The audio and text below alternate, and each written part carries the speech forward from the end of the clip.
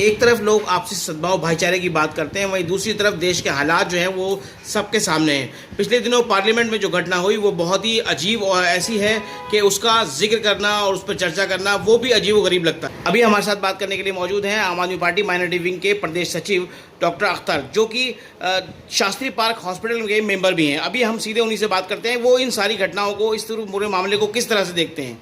जी doctor साहब जी, क्या लगता है ने महिला आरक्षण बिल पेश किया है, उसे आप किस तरह से देखते हैं? देखिए, महिला आरक्षण जो बिल है वो एक लॉलीपॉप है। अगर वाकई में सरकार ईमानदार होती तो 2014 के बाद 2023 तक बीच में कभी भी ये बिल पास हो सकता था और पास होने के बाद ये लागू भी हो सकता था। तो मुझे लगता है कि चुनाव को मद्देनज़र रखते हुए सरकार ने ये लॉलीपॉप दिया है। और ये भारतीय जनता पार्टी के जो अध्यक्ष हैं JP नड्डा जी, वो ये कह रहे थे कि 2029 में जो देश की संसद है उसमें 33% महिलाएं का स्थान होगा।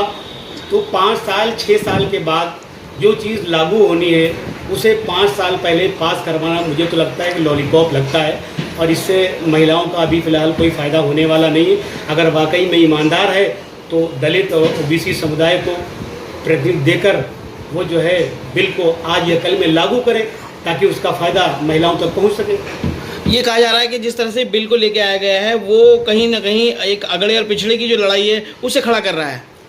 देखिए, ये सिर्फ चुनावी लॉलीपॉप है। ये बिल लाया ही इसीलिए गया। अगर सरकार ईमानदार होती तो 2015 में, 16 में, 17 में, 18 में ये बिल ले आती और बिल ले आके ये लागू हो सकता था।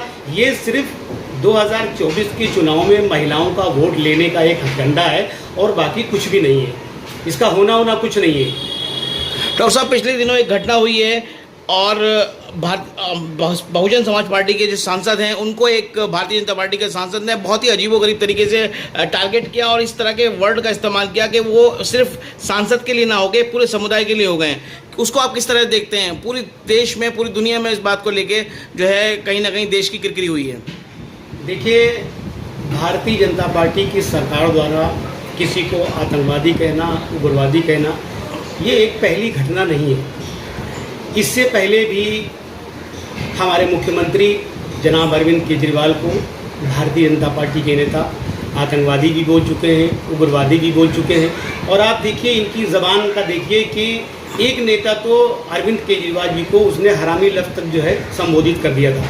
तो इन नेताओं की ज़बान पे कोई लगाम है नहीं। और दूसरी बात यह है कि भारतीय जनता पार्टी के जो नेता हैं, एक पिछले 9 सालों में हिंदुस्तान में ट्रेंड बन गया है कि जब भी किसी को हाईलाइट होना हो, किसी को बड़ा नेता बनना हो, किसी को हाईलाइट होना हो, तो फिर एक ही उनके पास रास्ता रहता है कि या तो इस्लाम को टारगेट करें या मुसलमानों को टारगेट करें, और उनकी वीडियो वायरल हो जाती है और वो आगे भारतीय जनता पार्टी के बड़े नेता बन जाते हैं। आप देखिए कि जब किसान आंदोलन हुआ तो किसान भाइयों को, सिख भाइयों को आतंकवादी बोला गया, उग्रवादी बोला गया। CA NRC हुई, CA NRC में जो प्रोटेस्टर थे उनको आतंकवादी बोला गया, उग्रवादी बोला गया। जो महिला शोषण के खिलाफ जो लड़ाई लड़ रहे थे जंतर मंतर पे, उनके लड़ाई लड़ने वालों को आतंकवादी बोला गया, देशद्रोही बोला गया। यही नहीं, यहाँ तक आप देखें कि जो भी सरकार से बेरोजगारी के मुद्दे पे, महंगाई के मुद्दे पे, विकास के मुद्दे पे जो सवाल पूछता है उसे भी ये देशद्रोही और आतंकवादी बोल सकते हैं। तो ये कोई बहुत बड़ी बात नहीं है। पिछले 9 सालों में यही देखा गया है। दूसरी बात ये है कि भारतीय जनता पार्टी और RSS के लोगों को पता है कि जो देश का भारतीय मुसलमान है वो कट्टर देशभक्त है और देश के लिए अपनी जान निछावर कर सकता है। ये बात उनको पता है। इसलिए जो है ये जानबूझकर ऐसी हरकतें करते हैं, चिढ़ाने के लिए ये आतंकवादी बोलते हैं, उग्रवादी बोलते हैं। देखिए, जैसे आप हैं, आपने कभी चोरी नहीं की, लेकिन कोई भी आदमी अगर बार बार आपको चोर चोर कहे तो आपको गुस्सा आएगा। तो इसीलिए गुस्सा आने के लिए ये लोग ऐसे लफ्ज़ों का इस्तेमाल करते हैं। मुसलमान रिएक्शन देगा, उसका एक्शन होगा और उस एक्शन का इनको भारतीय जनता पार्टी वालों को चुनाव में फ़ायदा होगा। और मैं तो पूरे देश के मुसलमानों से ये अपील करना चाहता हूँ कि अंग्रेज़ों के मुखबरों को अपना कोई भी देशभक्ति का सबूत, कोई भी वफादारी का सबूत देने की ज़रूरत नहीं है। भारतीय मुसलमान कट्टर देशभक्त था देशभक्त है और देशभक्त रहेगा।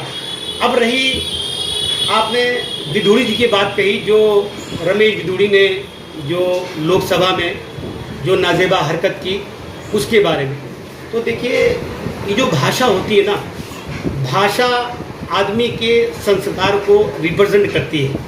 आप जैसी भाषा का इस्तेमाल करेंगे, आपकी भाषा से रिप्रेजेंट होगा कि आपको पारिवारिक संस्कार कैसे मिले हैं, परिवार में आपको संस्कार कैसे दिए, तो उसकी भाषा का होता है। तो मुझे जो है वो रमेश विधूड़ी से कोई शिकायत नहीं, वो तो ये करते ही रहते हैं, लेकिन मुझे जो शिकायत है वो शिकायत है जो बहुजन समाज पार्टी के जो सांसद हैं उनसे शिकायत है। उनसे शिकायत ये है कि तुमको जनता ने चुनकर लोकसभा में भेजा अपना प्रतिनिधित्व, अपना रिप्रेजेंटेशन के लिए। आपको जब वो रमेश विधूड़ी ये अलग बातें कर रहा था, जब बदतमीजी कर रहा था, देश के 30 करोड़ मुसलमानों को जब वो आतंकवादी बोल रहा था, उग्रवादी बोल रहा था, भड़वा बोल रहा था, तो ये जिम्मेदारी दानिश जी की बनती थी, सांसद जी की बनती थी कि उसकी आंखों में आंखें डालकर उसका जवाब देते। अगर अपनी चेयर से वहाँ तक आवाज़ नहीं पहुँचा सकते थे तो उसकी चेयर पे पहुँच कर उसकी चेयर के सामने उसकी आंखों में आंखें डालकर उसका जवाब देते।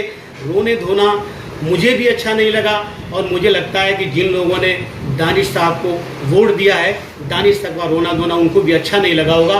कहते हैं कि वो अगर हमारे साथ इंसाफ नहीं हुआ तो हम जो है सदस्यता से इस्तीफा दे देंगे। अरे भाई, वो जो स्पीकर साहब हैं वो अपनी पार्टी के सांसद के खिलाफ कोई कार्रवाई क्यों करने लगे, और आपके इस्तीफा देने से उन पर क्या फ़र्क पड़ रहा है? वो तो चाहते हैं कि इस वक्त जो लोकसभा या राज्यसभा में 10-20 मुसलमान हैं वो चले जाएं, क्योंकि वो तो भारतीय जनता पार्टी के लोग तो मुसलमानों को टिकट देते नहीं, उनकी पार्टी में तो कोई मुसलमान सांसद है नहीं, तो वो तो चाहते हैं। तो ये कहना कि हम सांसद से इस्तीफा दे देंगे, तो क्या जो अमरोहा की जनता है, उस अमरोहा की जनता ने क्या सांसद जी को वोट देकर इसलिए लोकसभा में भेजा था कि वो जब कोई भी रिप्रेजेंट करने की जरूरत पड़े, जब मुसलमानों पे कोई हमला करे, जब मुसलमानों पे कोई नाजेबा शब्दों का इस्तेमाल करे, तो उसके लिए वो रोना धोना शुरू कर दे और ये कह दे कि मैं लोकसभा की सदस्यता से इस्तीफा दूंगा। मुझे लगता है मैं ये दानिश साहब को नहीं करना चाहिए था। दानिश साहब को खुलकर उसी के शब्दों में, जिन शब्दों का उसको इसने इस्तेमाल किया, उसी के शब्दों में उसको जवाब देना चाहिए था, उसको वो शब्द वापस करना चाहिए था, तब दानिश साहब हीरो माने जाते।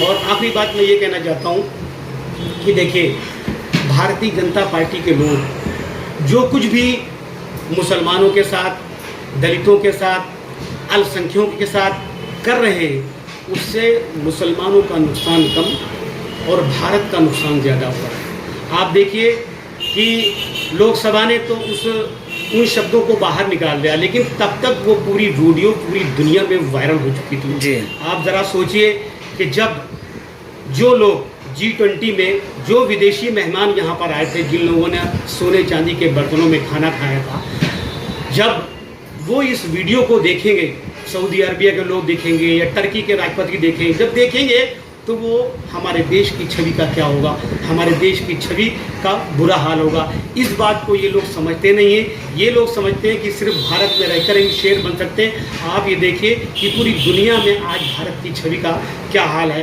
तो मुझे लगता है कि जो कुछ भी विधूड़ी ने कहा वो उसकी सज़ा तो मिलना मुश्किल है। मुझे नहीं लगता कि लोकसभा स्पीकर कोई सज़ा देंगे या भारतीय जनता पार्टी के लोग उसे कोई सज़ा देंगे, नहीं देंगे।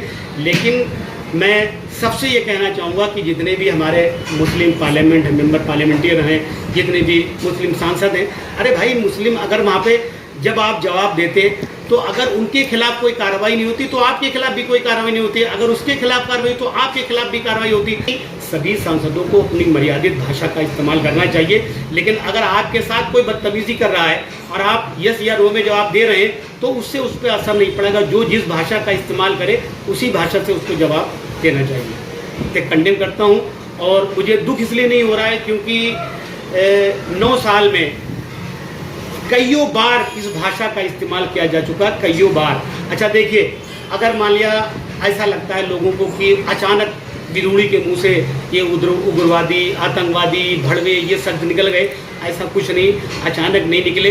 अगर अचानक निकले होते तो फिर जो देश के प्रधानमंत्री हैं वो उसे तलब करते, जो भारतीय जनता पार्टी के जो अध्यक्ष हैं वो उसे तलब करते, पूरी भारतीय जनता पार्टी के लोग उसे तलब करते और उसे तुरंत निष्कासित किया जाता। और मुझे लगता है कि जो हमारे स्पीकर महोदय छोटी छोटी बातों पर आम आदमी पार्टी के सांसदों को बर्खास्त कर देते हैं, छोटी छोटी बातों पर। इतनी बड़ी बात हो जाने के बाद जो लोकसभा के स्पीकर हैं उसे खाली वार्निंग देकर छोड़ देते हैं। आप इसी से अंदाजा लगाइए कि सरकार कितनी ईमानदार है और लोकसभा स्पीकर कितने ईमानदार है।